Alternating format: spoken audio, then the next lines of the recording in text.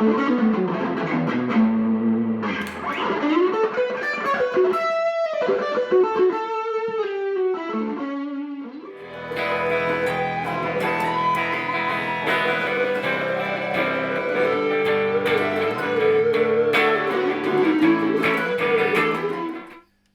guys, welcome to my interview with Jimi Hocking today from the Screaming Jets and the Angels and all sorts of bands. Thanks for coming in, Jimmy.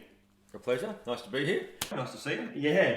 So I want to start off. Your father is a musician. Was he your first inspiration? Yeah, that would be accurate. My dad's a great muso. He's 83 now. He's only very recently retired. But Dad is a piano player. We grew up in a very positive environment musically. I've got a brother and two sisters. Because our mum was an opera singer and our dad a great piano player and arranger. So he did a lot of conducting and arranging all through our lives.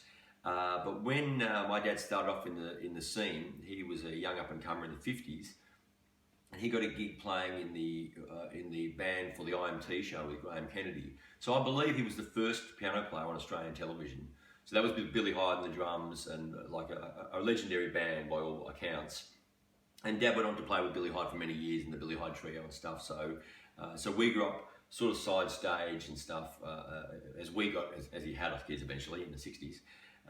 So I was forever going to gigs with my dad and recording sessions at 3LO and ABC and all those things. It was great. It was good for me. People talk about like learning from your dad and all that kind of stuff. It didn't really work out that way. We never sat down and had lessons, but he was such a great influence because he was such a great player.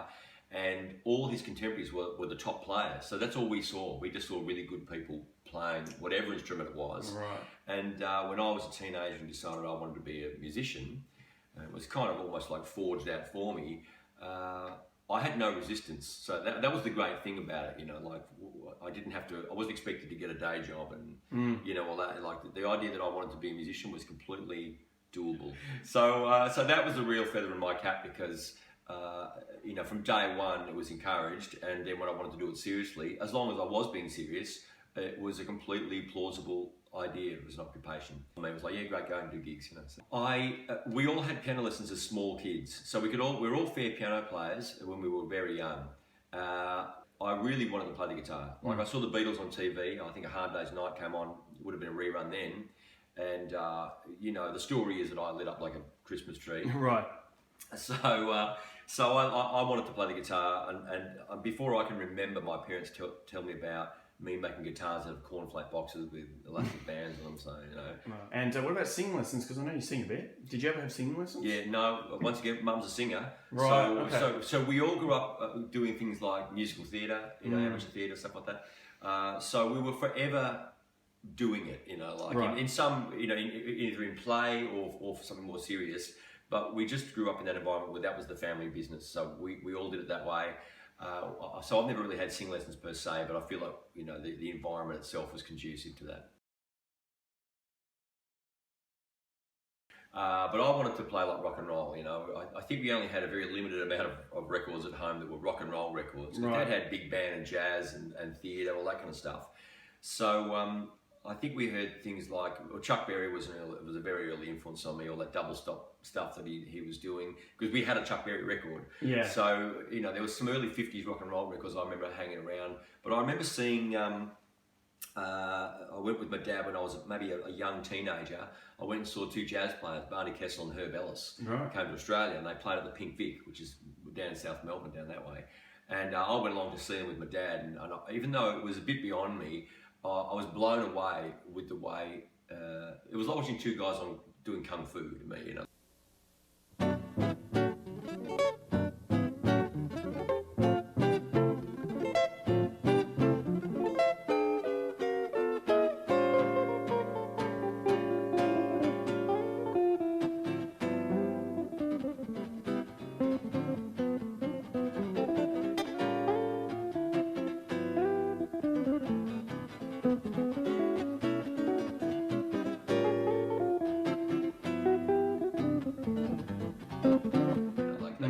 anything on those guitars, and it really left a big mark on me. And so as a kid, I liked all those jazz guys, because that was who we mixed it up with, And Les Paul was a very actual man, Les Paul, and And we had some recordings of him with Mary Ford and the earlier stuff as well, where he'd be like zip all around the guitar, and I just thought it was the greatest thing ever, you know. Yeah. So this is my really early influences before rock and roll and before I could buy my own records. And when that happened, it was all kind of AC/DC and Thin Lizzy and all that kind of stuff, status quo. If I think about where I got my ideas about how I wanted the guitar to sound from, my clean sound came from Les Paul, like quite literally, and my dirty sound was a mix of Brian May and Gary Moore.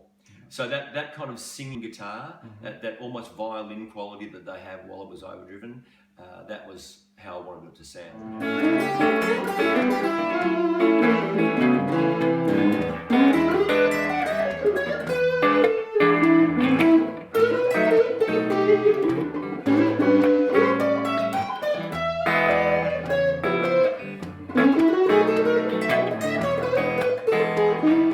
So I was really into using, the neck pickup, because it had that, has that sort of sound as opposed to that sort of more twang of the bridge pickup. Right. So it was ironic that one of my earliest guitars was the Les Paul Jr. that didn't have that pickup. So I, for my earliest rigs, I was using the classic rolling off the tone pot to get that sound. I left school in '79, so immediately I was playing with some guys in the garage, and we'd played in bands in school, but like just bang around sort of bands. But really, we had this band, The Exit, in those days. We probably did less than 4 gigs ever, but it was our introduction to the world of playing music together. Okay. But at that time, I had almost diametrically discovered blues like Stevie Ray Vaughan, like I think '83, '84 that we first toured Stevie Ray on these shores, and I went and saw him play, and I'd also discovered like fusion, like I love Frank Zappa, and because of the funny style, I just thought it was funny, at first, and I also love guys like Al Di Meola, and they seem to be, with their faster playing, almost emulating what I liked about Les Paul when he was doing his kind of like Django style guitar playing. Right. I don't really play like that anymore, but at that time that was what I wanted to do. Okay. So I had this really weird idea about what a band could sound like, and it was weird to some, but when I think about it, I was listening to some Pink Floyd records, some Frank Zappa records, and they had these changes of feel and changes of idea. I love Devo as well. Yeah, really? I know, right? But that was our family. We would listen to anything, so I was affected by punk rock and new wave, and I was also affected by Frank Zappa and fusion. I know it makes no sense. And so back in those early days of playing in bands, it was a very different scene, wasn't it? There was a lot more venues, wasn't there? And it's worth remembering that too, because you could literally be an experimental band and get a gig. It bums me out now when I have students come to me and they go to jam nights and stuff, and that's great, but they have nowhere to play some kooky stuff that they're just trying out. Whereas we could do that. I could have some weird 3-piece band, playing Frank Zappa-esque rock, and we could go get a gig at the Sydenham Hotel, no worries. The first gigs that made me any money were playing acoustic solo gigs in cafes. So the folky sort of scene, effectively. Yeah. So that became just another element of this weird, eclectic pot that I had put together in my head. Anyway, So by the late '80s, and my big break came touring in the Angels. So that was '88. So I was going to ask about that. So who did you replace? How did that work? How did that come into play? Well, Bob Spencer was the rhythm guitar player, in the Angels at the time. They did the Howling record, which was a successful record for the band. And I think the next thing they did was this live album called Live Line, and they were about to tour it. And I think it was the second or third show of that tour, Doc and Bob had some choreographed thing they did on stage where Bob stood up on top of the quad box and Doc kicked the box, and they made a bit of a scene out of it. But Doc got carried away and kicked it so hard, it was empty, that the box fell backwards and Bob fell forwards, broke his guitar and broke his arm. Oh. So I got a desperate call from Brent Eccles, who was then the drummer of the Angels. I ended up in the hotel with the band. They sort of auditioned me, and well, do you know any of our songs? What's the deal? And so I'm unplugged, and they said, well, play us something, play us Long Line. So I'm like, whatever I played, Yeah. But I'll play No Secrets. So I just played like this acoustically. Yeah, right.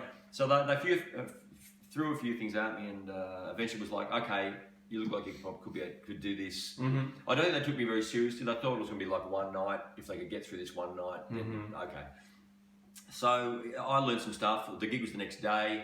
It was a long gig, 3 sets. So I had to write some cheat sheets and stuff and stick them on the floor around me. That went pear-shaped anyway, but anyway.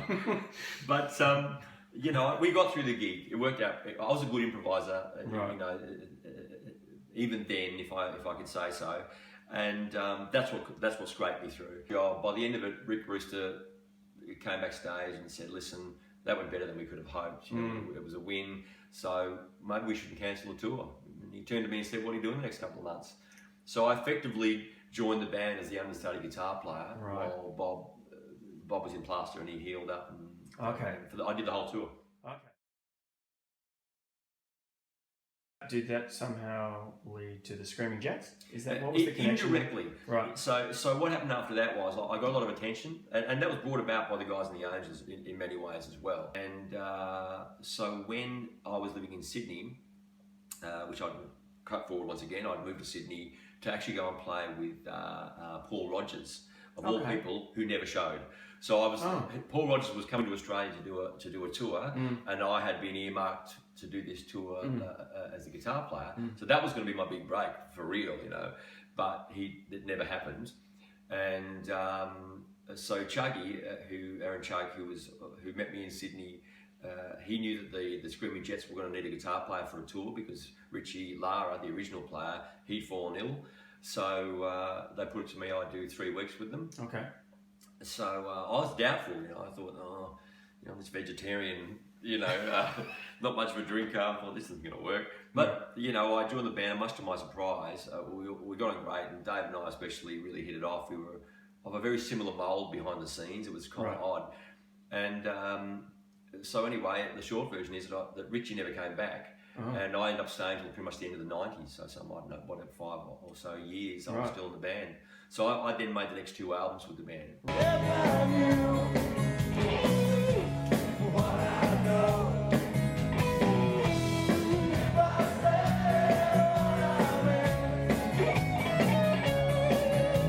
So were you involved in the writing process? No, I wasn't. It wasn't really my department. I'd kind of come into it to be this kind of lead guitar player. So I had a lot to do with the arrangements and stuff, especially when I first came into it. I just had some different ideas about, you know, I wanted to use some acoustic guitars here and there in a rock way, you know. And so I had to fight hard to get some of my ideas across the line because they were so entrenched in how they did it. But it worked out pretty good, and I stayed till, as I said, to the end of the 90s, and then I left on pretty good terms. But I really felt the need to go and do my own thing again. Okay.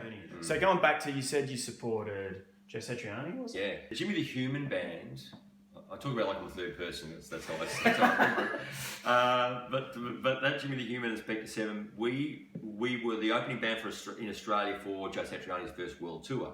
So that was when Surfing with the Alien had just come out and went gangbusters. And Joe was new to world touring. I don't think he'd really been on those big stages like that before. He was great, don't make no mistake, he was really all over it.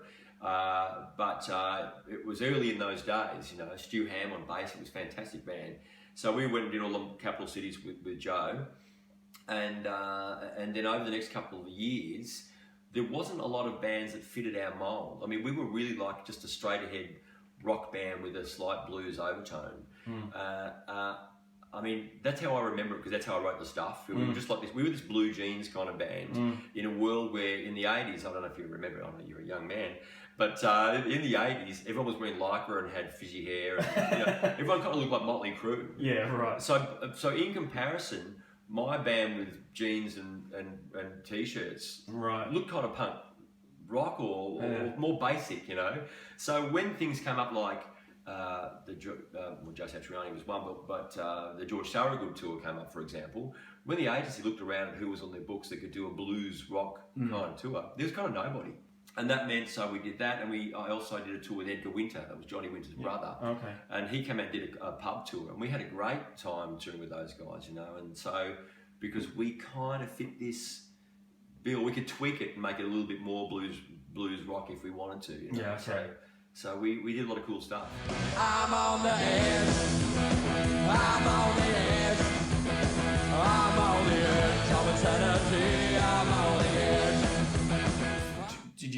out with Joe Satriani? Yeah, Shoot I the mean, obviously those tours are busy, and when you're a support band, you're driving. Those guys were flying to Adelaide. We had to finish the gig in Melbourne and then get in the car and drive to Adelaide to be there for sound check the next day. Right. So they're tough tours, Yeah. But they had catering, so we all sat down with Joe and his band every day and ate lunch together. Okay. So I had done some work for the ABC and writing music for various things that they were doing, and it ended up that I did some interviews for them for various musicians, including Joe. So on that tour, I sat down much the same as this and had a discussion with Joe about his career and stuff like that. So, okay. Is there a similar thing with B.B. King? I mean, I saw a photo. Very much, yeah. That's exactly how that came about. So around that same time, B.B. King came out to Australia with U2, and I was at the ABC office, and one of the guys there, Kevin, a great guy, he was a drummer also, so he was a muser, he knew what was going down.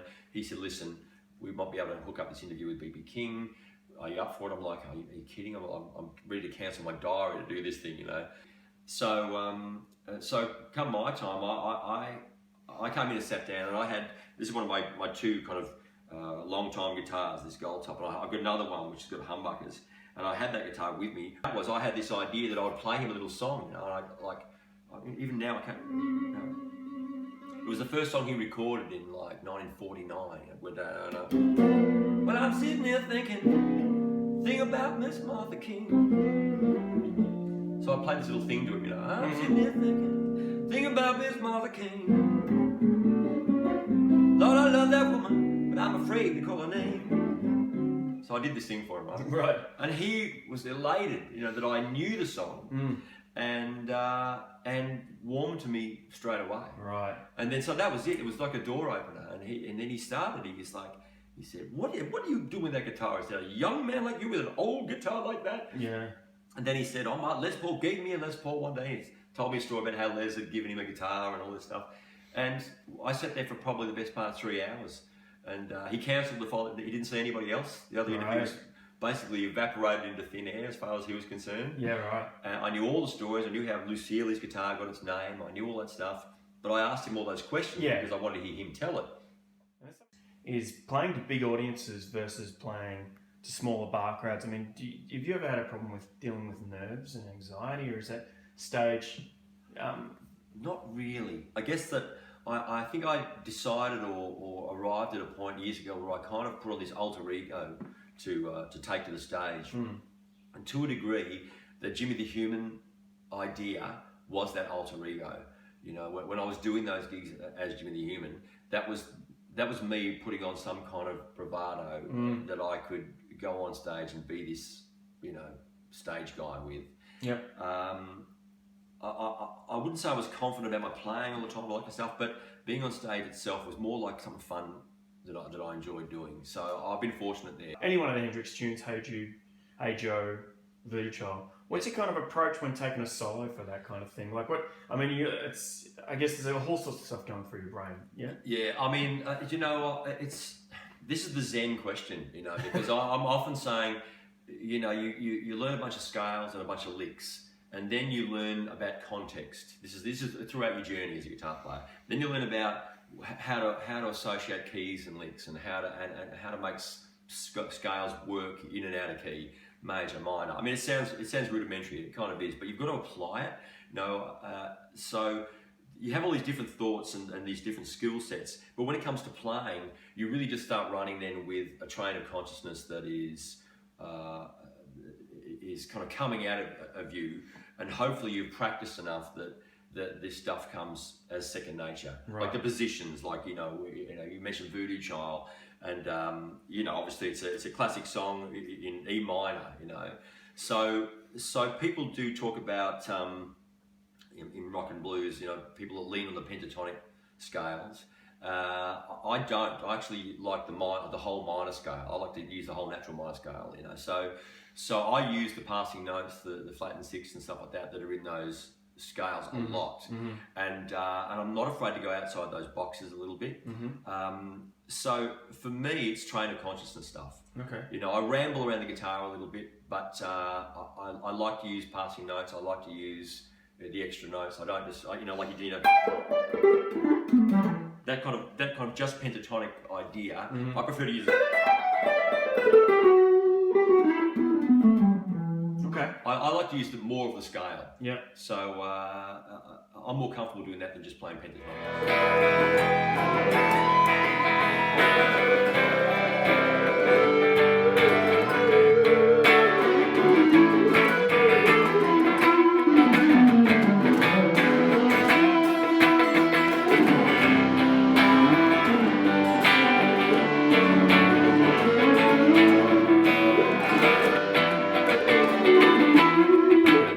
So that plus, you know, like, you know, you go.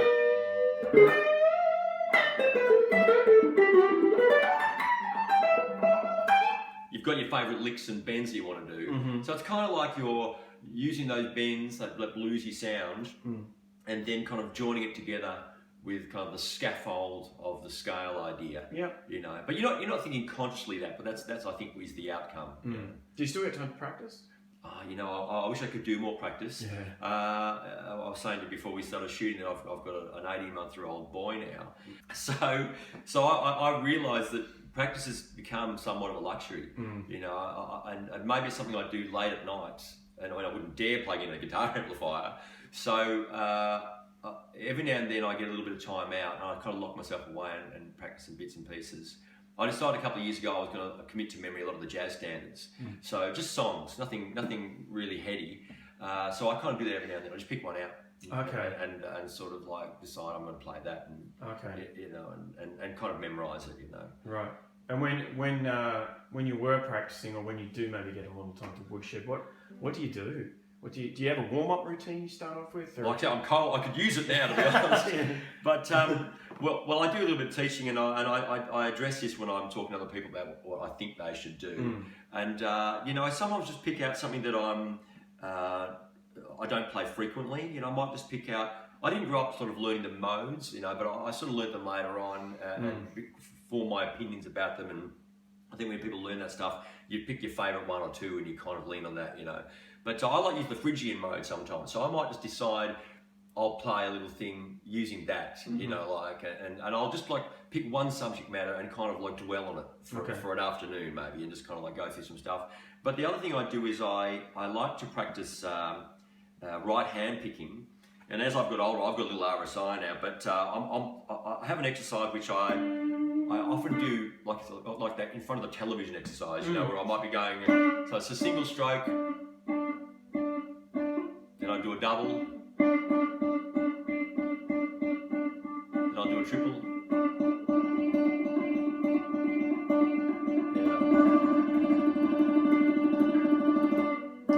So I start off a bit quick there, but like I try to keep them in time, and I warm my hand up that way. So like by mixing it up, so the single, the double, that little triple feel, and then like the quad, you know, I call it, which turns into a trill as you kind of get yourself warmed up. Okay. You know, and I used to have when I had time to practice, I used to have this idea that I would just set up sets of 3s and 4s. So it's not really a scale; it's just an exercise, you know. So if you've got your 3, you know, just like a triple across the string.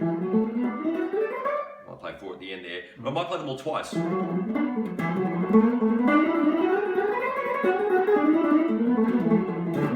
So that way I kind of get through a picking idea and I start to work on picking what I'm playing as opposed to just kind of like playing randomly. Yeah. And then I might do the same thing muted. Or I'll do 4 at the end. Okay. But like these are the ways that I would just warm up backstage maybe before a gig and stuff. Stephen Gilchrist, who was literally probably the most famous mandolin builder in the world. I think he was trying to recruit people to be interested in the mandolin in the local music fraternity. Right. So he showed me a bunch of mandolins and he said to me, "Listen, have you ever heard a good mandolin player?" I was like, "No, not really, you know." And so he put on the coffee and he put on some Ricky Skaggs and some Sam Bush and some various things, and I was blown away. You know, these guys were like ripping it up in a way that seemed to be like rock guitar players were doing in the 80s. Yeah. It sounded like the mandolin guys were already doing it in the 50s and 60s. Yeah, right. So it really affected me, like what they could do with their instrument. And they look like a little jazz guitar, you know, like that's kind of what I liked about them too. Right. But what, you know, it was, the culmination of this was that when I got to the States, there was mandolins everywhere. You know, it wasn't like here where you would never see one in a shop in those days. Okay. And that was it. I got the bug. You know, Yeah, because I was then going to the States every year, sometimes twice a year. Right. So every time I'd go to bluegrass jams and stuff like that. They were always on the Irish bars. So you know, there's a place called the Bag It in Manhattan, and they had a Monday and Tuesday night jam nights, and they are well attended. You know, it's not like there's like 5 guys there like that. People are up for it. You know, so you get all these banjo players and guitar players and singers, mandolin players, and they'd just be sitting around having a drink around the big tables. Yeah. No amplifiers, just all playing. Yeah. And I just started joining in and started to kind of unlock the mandolin code. You know. Right.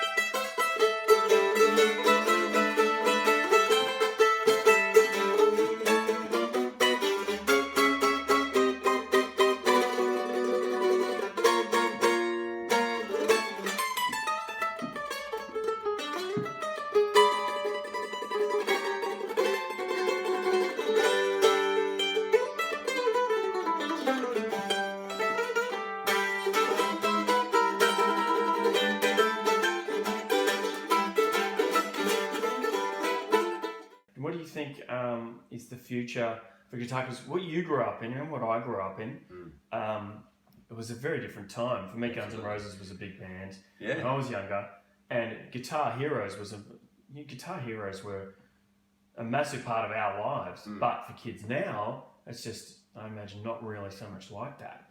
Like, what do you think? I'm personally hoping there's a rock and roll revolution on the horizon. I don't know if there is. But well, I have opinions about that. I don't know. I don't know if my opinions are facts. So let's just call it. They really are my opinions. But based on my exposure to young up and coming guitar learners, and I go and do seminars for Vox amplifiers. I have a great deal with them. I do some stuff. Yamaha are the distributors for Vox. I do some stuff with their guitars. Love doing it. I do educational seminars about that. I have a couple of young students, and I would say whenever I go and do a clinic for Vox or whatever it is, there'll be 50 odd young guitar players from that local town or city in the place, and 40 of them will be into AC/DC, Metallica. Like, that's what they're still listening to.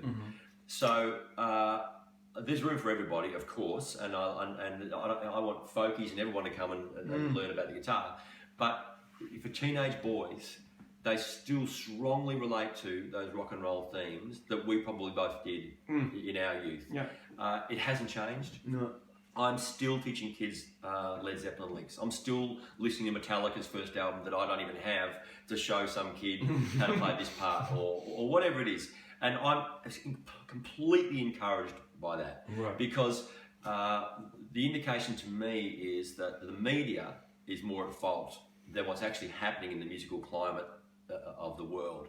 So the media would have us believe that the X Factor is where the music industry is, something along those lines. So this kind of like polished, poppy, you know, multiple note kind of singing style thing that seems to be on the airwaves, they want us to think that's what's happening. And that's what's happening for people who eat hamburgers, as far as I'm concerned. Okay. You know, so for anybody who gets interested in music in a real sense, that's just not the case. Yeah. You know, and I'm referencing this stereotypical group of teenage boys, not because they're the only group, but because they significantly are into hard rock and Guitar Heroes.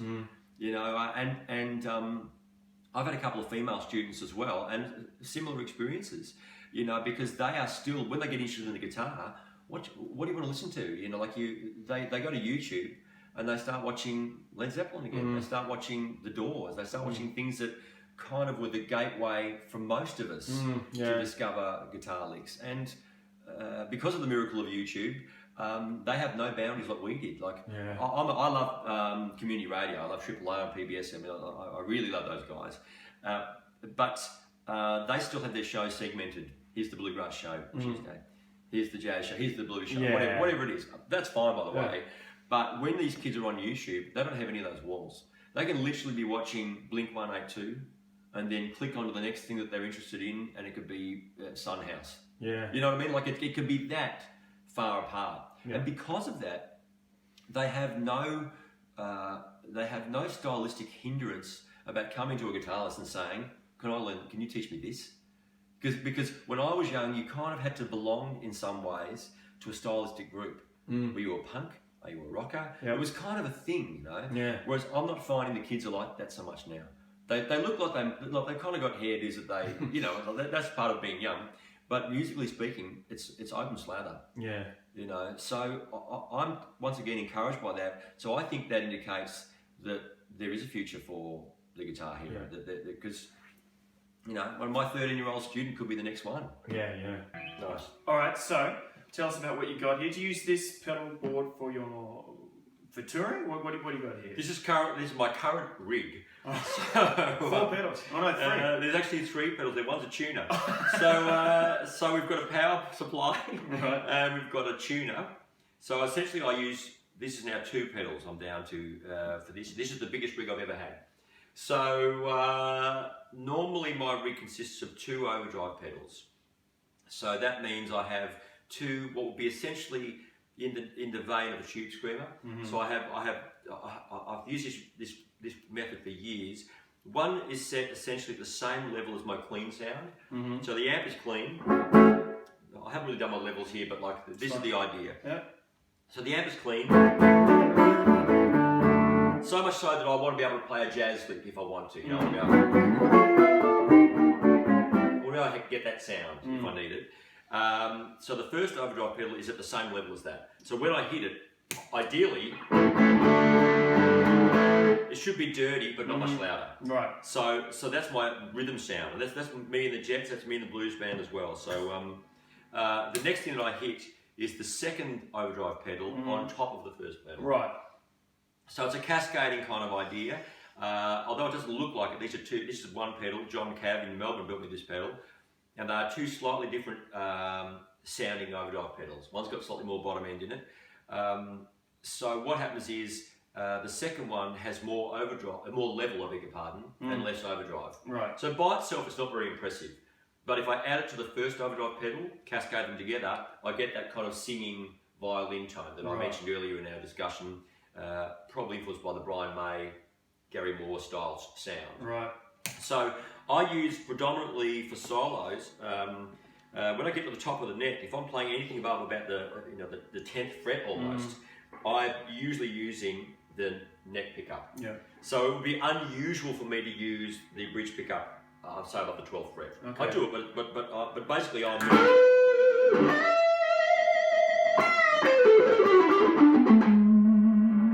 And that is both overdrive pedals on, and on my neck pickup. I use the guitar slightly differently now than I used to. My natural environment is this: 2 humbucking or 2 P90s. I love the P90s. Pickups. The reason I don't tour so much with the P90s is because some of the venues have troublesome electronics and they can be a bit noisy. But in a perfect world, that's what I'm using. But I now use the guitar in the middle position most of the night, and I don't use the switch as much as I used to. I actually roll off the pickup. Right. So what I do is I'm in the middle position, so it's that sound. And when I want more bridge pickup for that kind of dip dip dip dip Oz rock kind of sound, I roll the neck position back. Okay. So effectively, it's not really a stroke of this amplifier, I'm going to say, but I'm trying to get that sound. So, but I achieve it in the middle by just rolling all the way down on that. Right. Then when I want more, I just turn it up.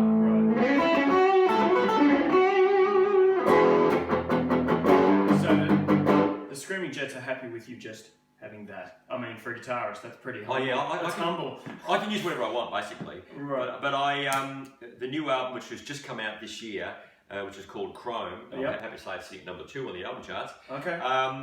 I used a couple of sounds from an old Memory Man pedal, electro harmonics pedal I had in the studio. So I loved it, and I went out and bought this Memory Boy, which is the small, like a junior version of that pedal. Okay. So I use that for kind of like a delay. Can you even hear that? Or I use this kind of metallic sound.